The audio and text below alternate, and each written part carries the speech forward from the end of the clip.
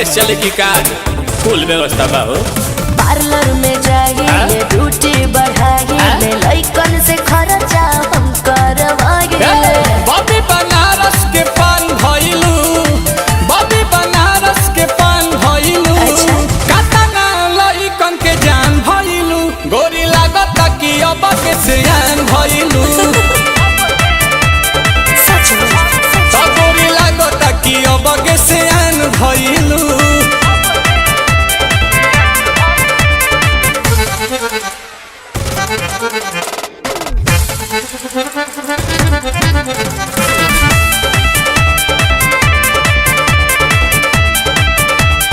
कुछ भी बोलते हैं। दिलवा के कहले बारू चोरी हमार तू तो गोरी, टुकुर टुकुर ताकि तोहार ओरी बुझाई। लेकोमी के लिपस्टिक लगाइले, लोटस के फेशियल कराइले।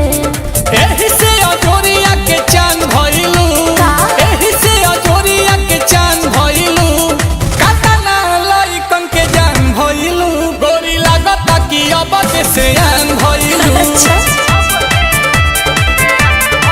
हाँ गोरी लागत कि अब के सियान भइलू।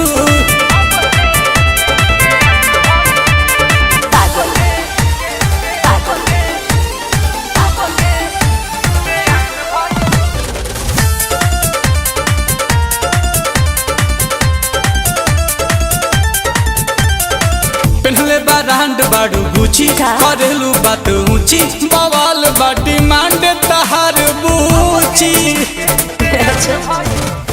बिकिनी हॉल के कहल हो, करता रानील कमल हो। हे जोहरीला हीरा के खान भइलू, हे जोहरीला हीरा के खान भइलू, कतना लहिकन के जान भइलू, गोरी लागत कि अब के सियान भइलू। हो गोरी लागत कि अब के सियान भइलू। देखी हो पगला मत जई हो।